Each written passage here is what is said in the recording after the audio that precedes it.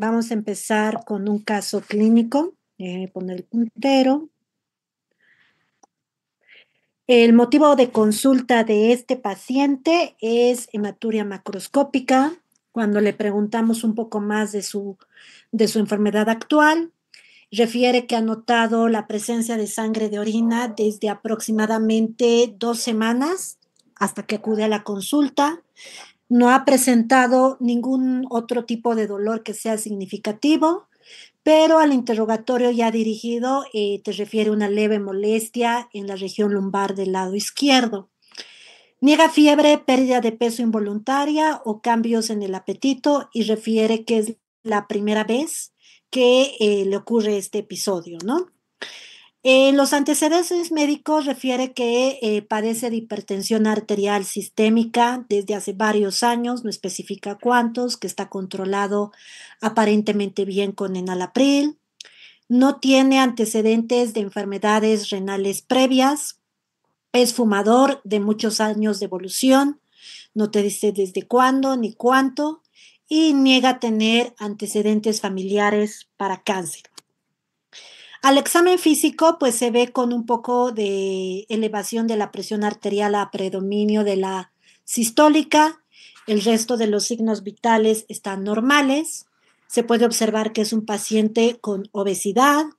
Al examen del abdomen no hay nada relevante, pero en la región lumbar tiene puñopercusión positiva del lado izquierdo.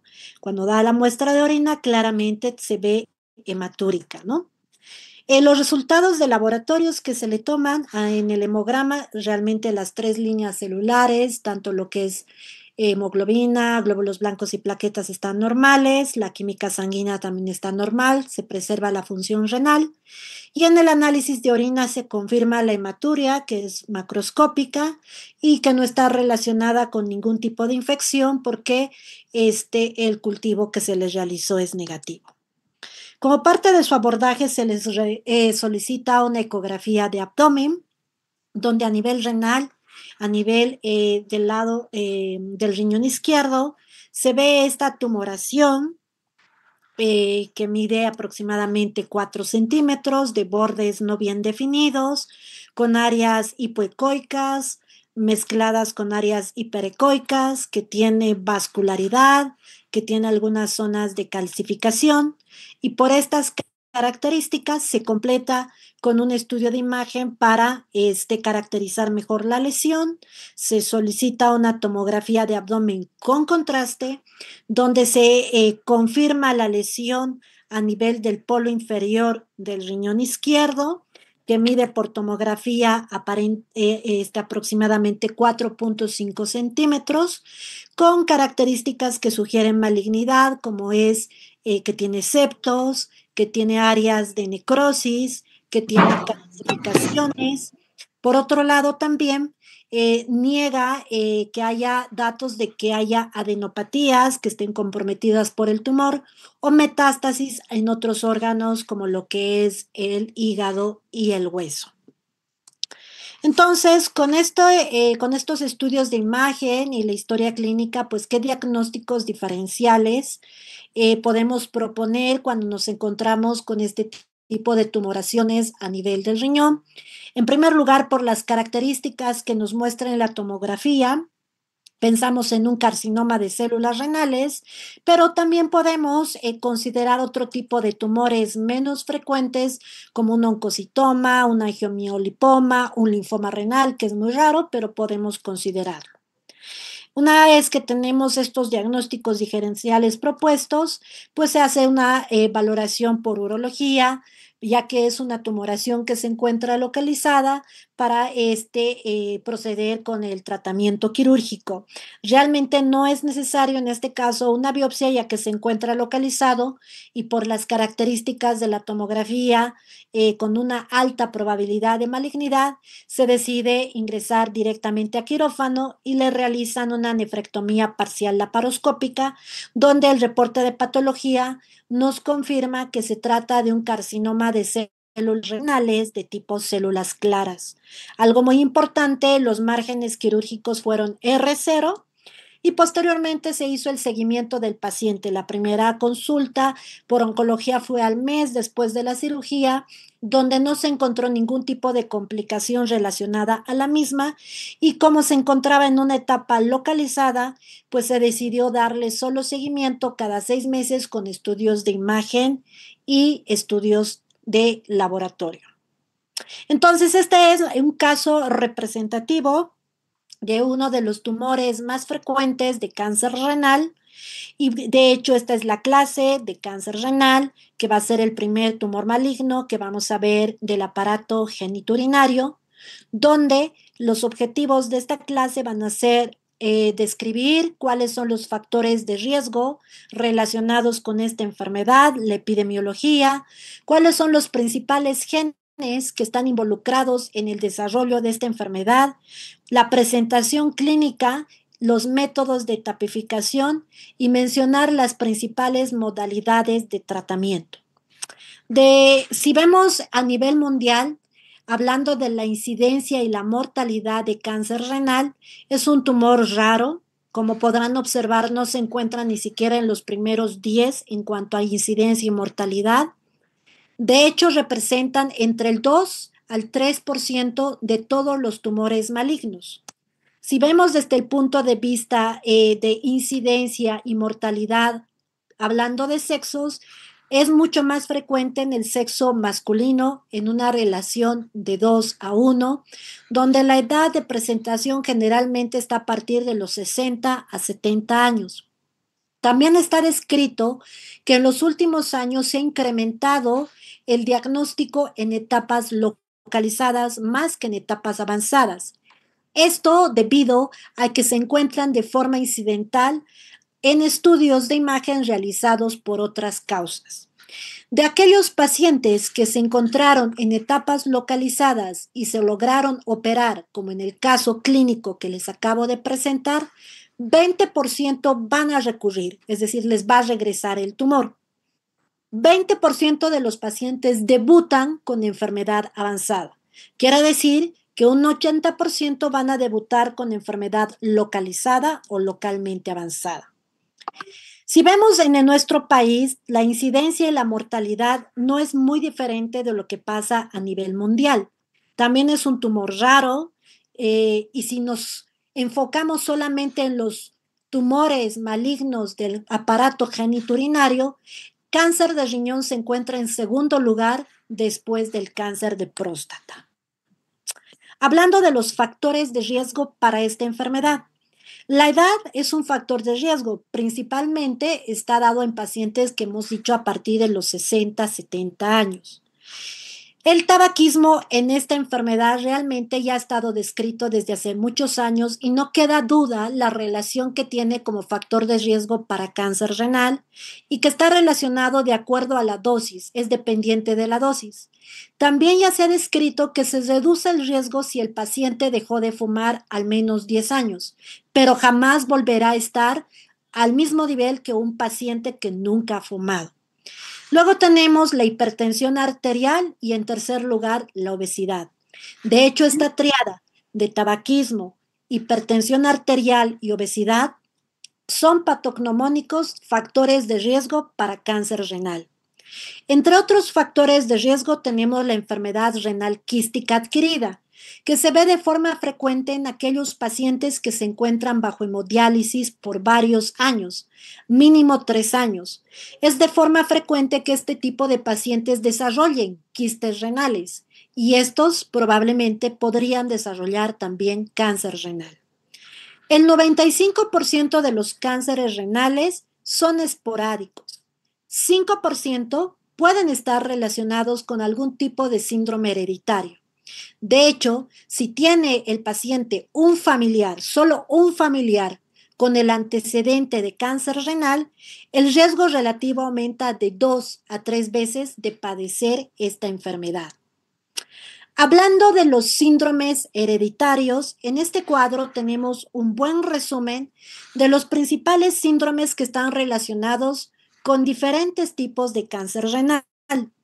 Indudablemente, el síndrome de von Hippel-Lindau es el más frecuente, que está causado por la mutación del gen de von Hippel-Lindau, que se encuentra en el brazo corto del cromosoma 3 y que principalmente está relacionado con el cáncer renal más frecuente, que es el cáncer renal de células claras. Como es un síndrome, y si sospechas que se pudiera estar relacionado a una forma hereditaria en algún paciente, vas a poderlo sospechar en aquellos donde existen tumores bilaterales, es decir, en ambos riñones, o que en un mismo riñón existan múltiples tumores. Entonces, si estás sospechando que podría tratarse de un paciente con síndrome de von Hippel-Lindau, intencionadamente debemos buscar los otros componentes del síndrome, como los hemangioblastomas cerebrales y retinales, feocromocitomas, los diferentes tumores neuroendocrinos que, como recordarán en la clase pasada, es parte del síndrome de von Hippel-Lindau, ¿no? Los demás síndromes, cada uno se están relacionados con sus genes en particular y van a poder observar que cada uno de ellos está relacionado con un cáncer renal diferente desde el punto de vista histológico.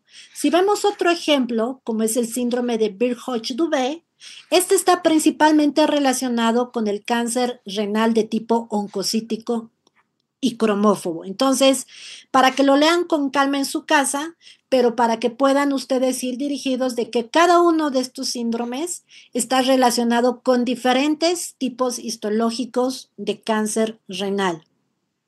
Hablando de los genes que están involucrados en el desarrollo de cáncer renal, principalmente de células claras, que es el más frecuente, hemos mencionado que el gen de von Hippel-Lindau es el que está involucrado en el desarrollo de este tipo de tumor. El gen de von Hippel-Lindau es un gen supresor.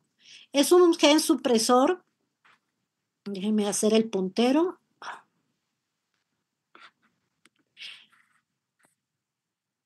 Es un gen supresor que está mutado en este tipo de cáncer, donde su función principal es reconocer un sustrato de complejo que va a ligar a una proteína muy importante que es el factor inducido por la hipoxia.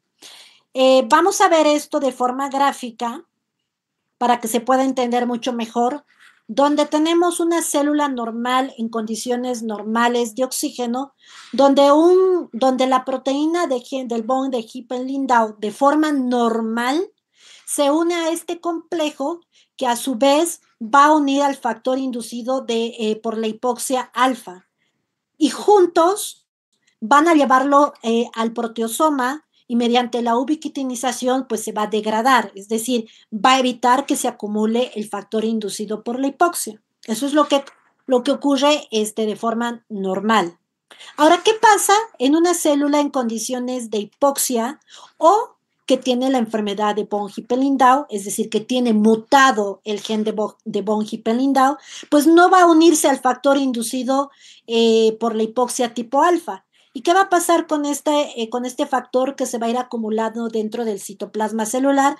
Pues se va a unir con su primo hermano, que es el factor inducido de la hipoxia de la subunidad beta, y juntos van a ingresar dentro del núcleo y van a activar factores de transcripción que van a promover la proliferación descontrolada de la célula, en este caso de la célula renal, produciendo pues lo que es la célula cancerosa, ¿no?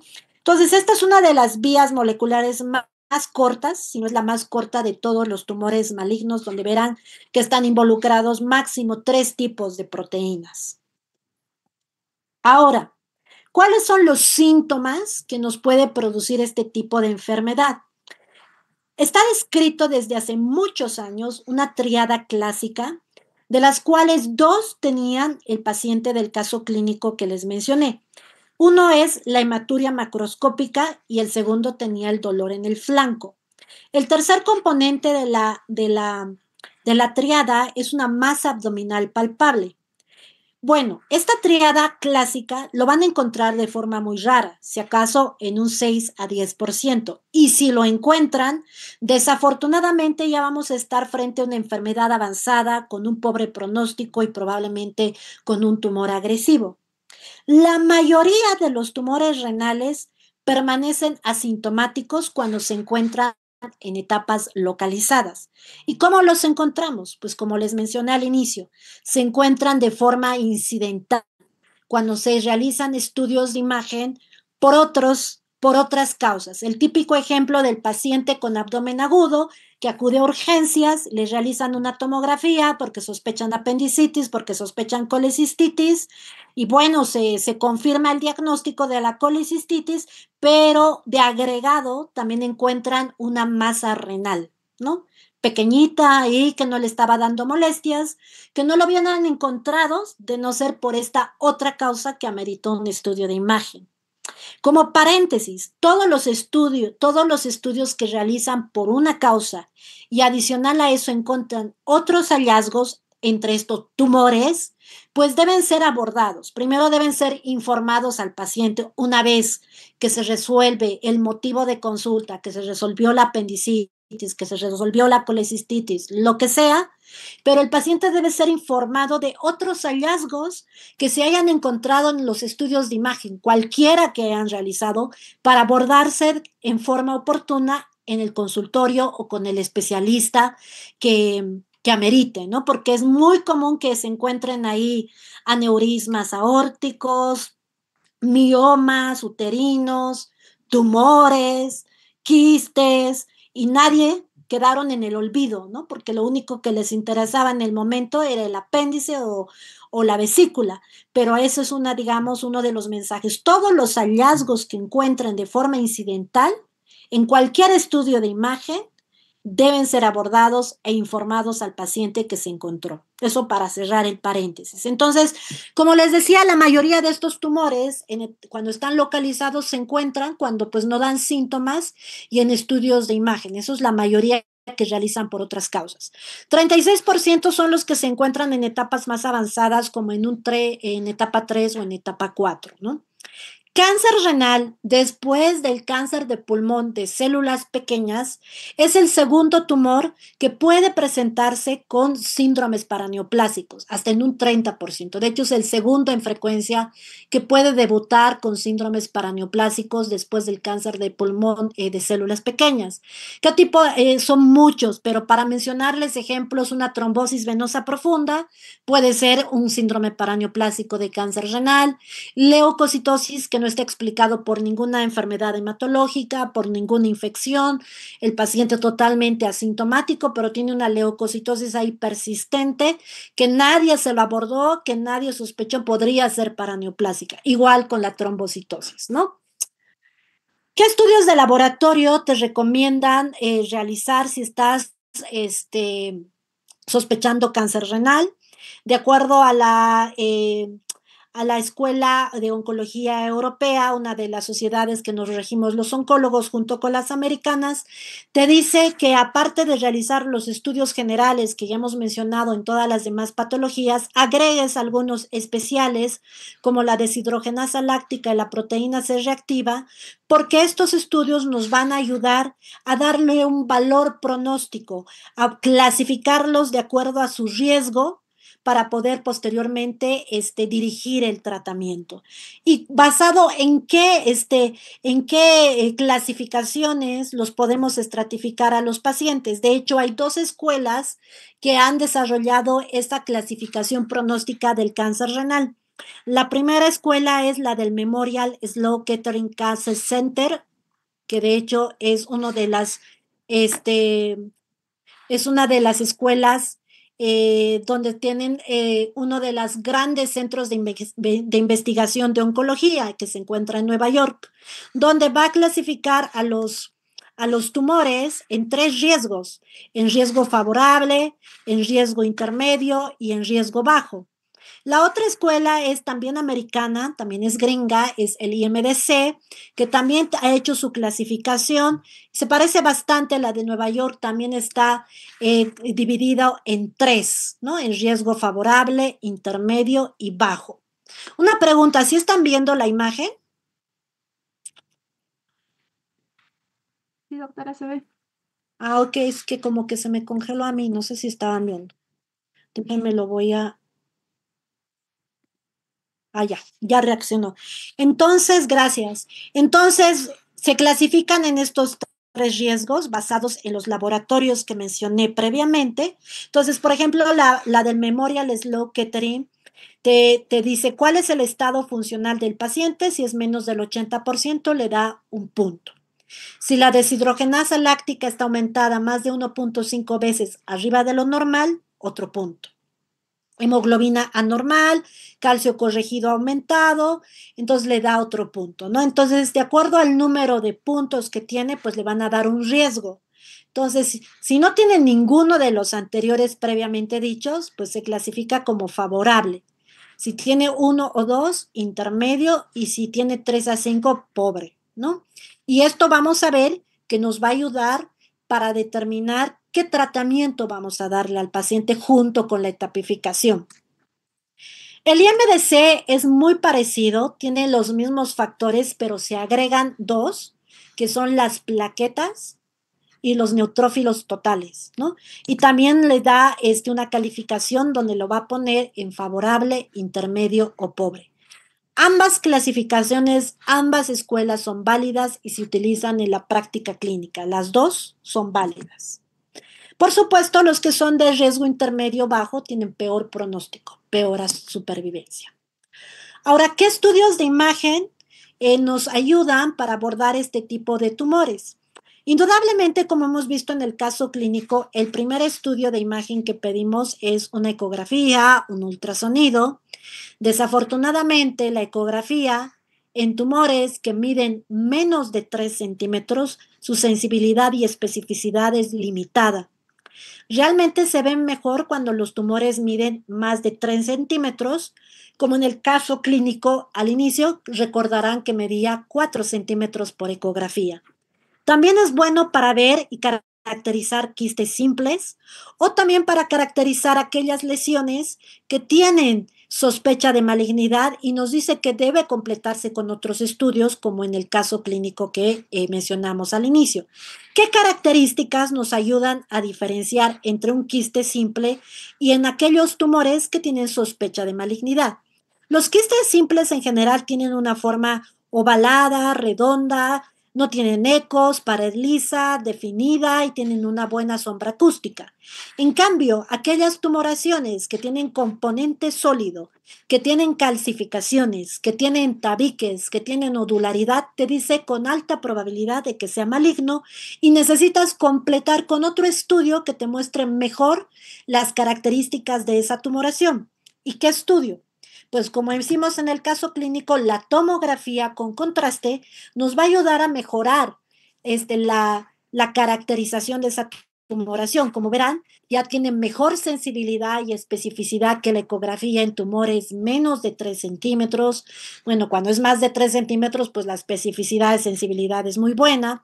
También nos ayuda a caracterizar mejor los quistes, especialmente cuando son complejos y nos dan una clasificación de Bosniak, que de hecho lo van a ver de forma frecuente en los reportes de tomografías que realicen por otras causas porque es muy frecuente encontrar quistes de forma incidental.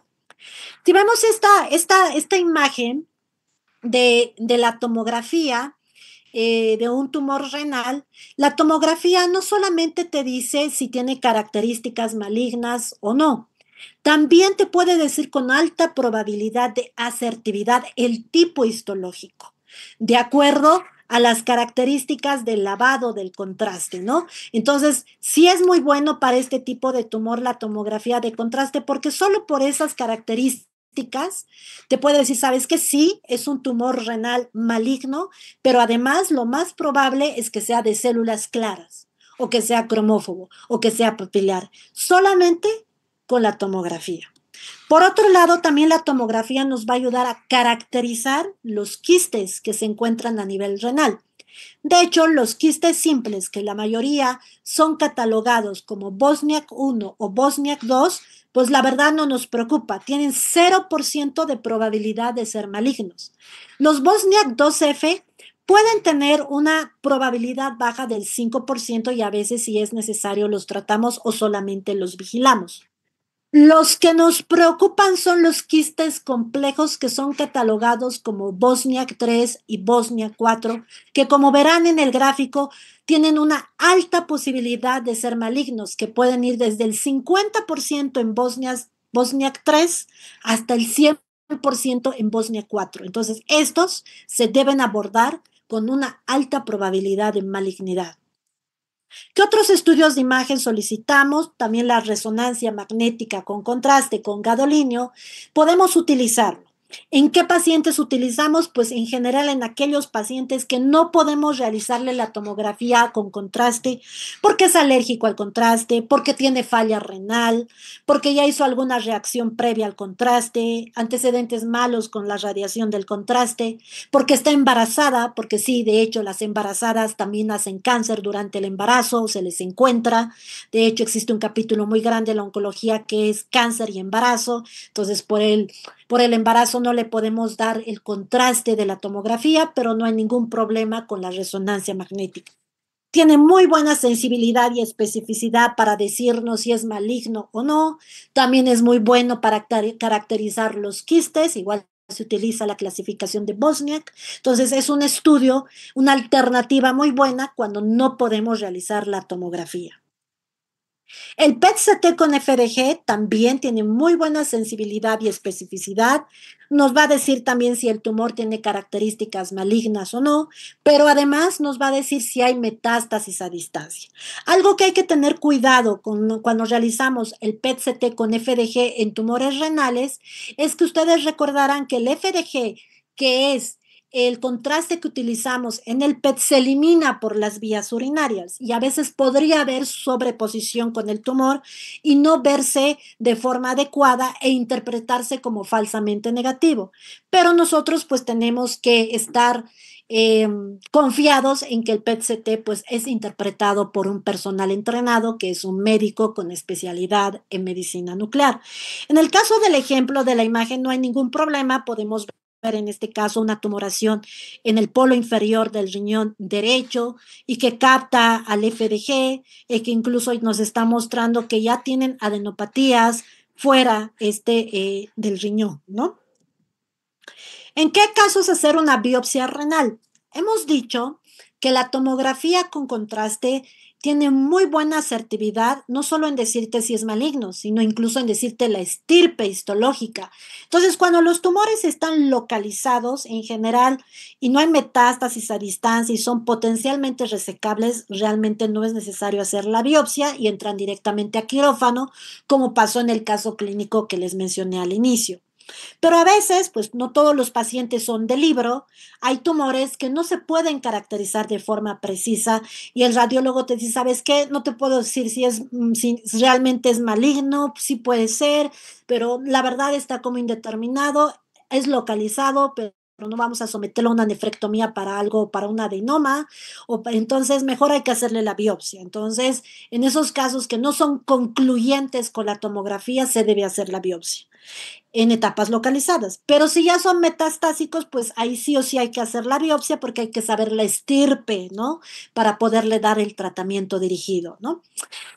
Es generalmente un procedimiento relativamente sencillo que se hace de forma ambulatoria, lo hacen guiado por imagen, los radiólogos, los urólogos, los cirujanos generales, cirujanos oncólogos, que están entrenados para hacer este tipo de procedimientos, tienen complicaciones bajas del 0,3 al 5% entre hemorragias, infecciones y fístulas, y si en algún momento se creía que al tomar la biopsia de este tipo de tumor se podía diseminar el tumor, finalmente, por estudios se ha concluido que eso es un mito y que eso no pasa, ¿no? Entonces, que el valor de la biopsia es, es más pro que contra, ¿no? En este tipo de tumores.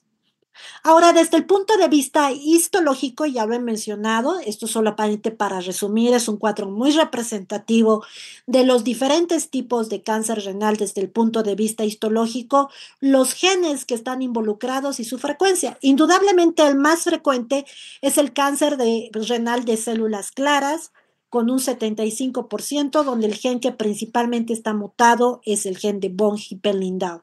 En segundo lugar está el carcinoma papilar tipo 2 con un 10% y el tercer lugar lo ocupan tres: carcinoma papilar tipo 1, cromófobo y oncocitoma. Por otro lado, tenemos este cuadro donde está la clasificación por la Organización Mundial de la Salud de todos los subtipos de cáncer renal, donde indudablemente el número uno siempre va a ser el carcinoma de células claras, ¿no?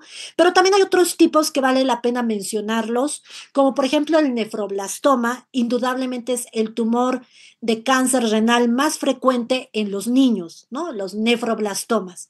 Los tumores que se originan de las células mesenquimatosas son los sarcomas, que pueden ser puros o que pueden estar mixtos con el carcinoma de células claras. De hecho, cuando en el carcinoma de células claras nos reportan que tiene un componente de sarcoma y ese componente de sarcoma es mayor al 30%, se considera que es un tumor mixto y es de peor pronóstico. Es decir, un cáncer de células renales tipo células claras que tiene un componente de sarcoma, le va peor. Entre otros que vale la pena mencionar son los tumores neuroendocrinos de riñón. Recordarán que en la clase anterior les mencioné que los tumores neuroendocrinos se pueden originar en cualquier órgano y uno de esos órganos es también el riñón. Este es un resumen de los tumores de cáncer renal más frecuentes desde el punto de vista histológico, indudablemente células claras el más frecuente, con todas sus características que seguramente lo verán de forma mucho más detallada en sus casos de patología especial. ¿Qué es lo que nos interesa cuando se opera un paciente con cáncer renal en el reporte de patología? Pues que nos diga qué tipo es, ¿no? Si es células claras, si es cromófobo, si es papilar, etcétera, ¿no?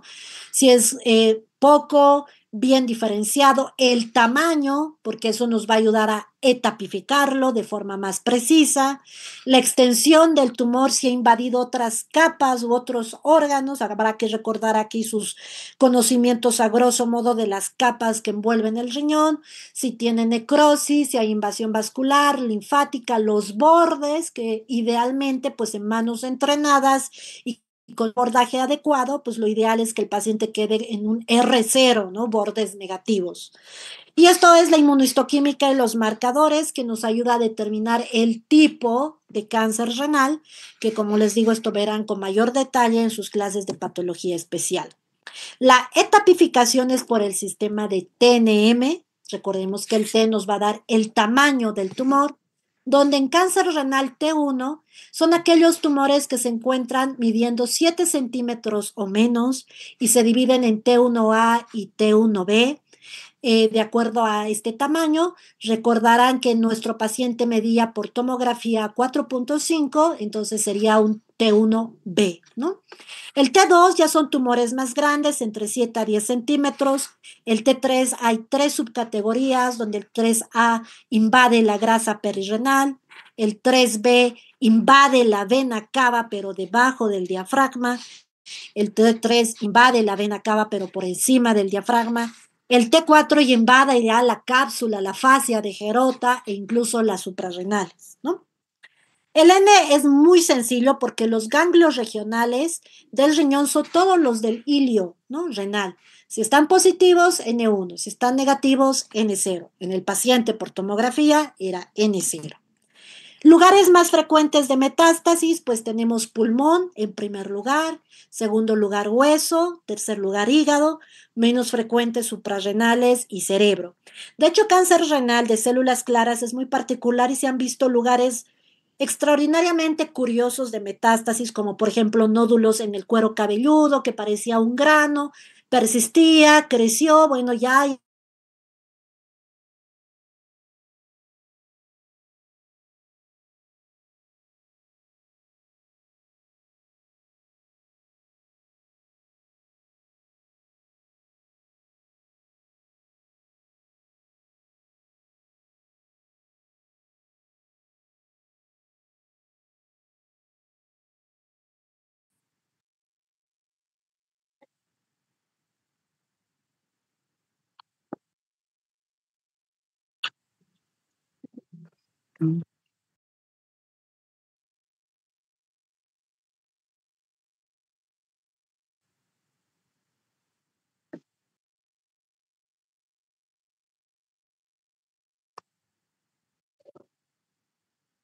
Les decía que cáncer renal de células Bueno, a veces pueden dar lugares muy curiosos y anecdóticos de metástasis, como nódulos persistentes en el cuero cabelludo, hemos encontrado. Luego también lesiones, así tipo nódulos en la punta de los dedos, en el pabellón de la oreja. Entonces, lesiones que son persistentes, independientemente del lugar, pues vale la pena analizarlos, ¿no? Probablemente sea metástasis de un tumor que no haya sido diagnosticado. Hablando de las etapas, pues las dividimos en tres grandes grupos. Tenemos las etapas localizadas, que es etapa uno, etapa 2. La etapa 3, que ya tenemos ganglios regionales positivos, N1 se considera localmente avanzada. Y los que tienen metástasis, pues la etapa 4, ¿no?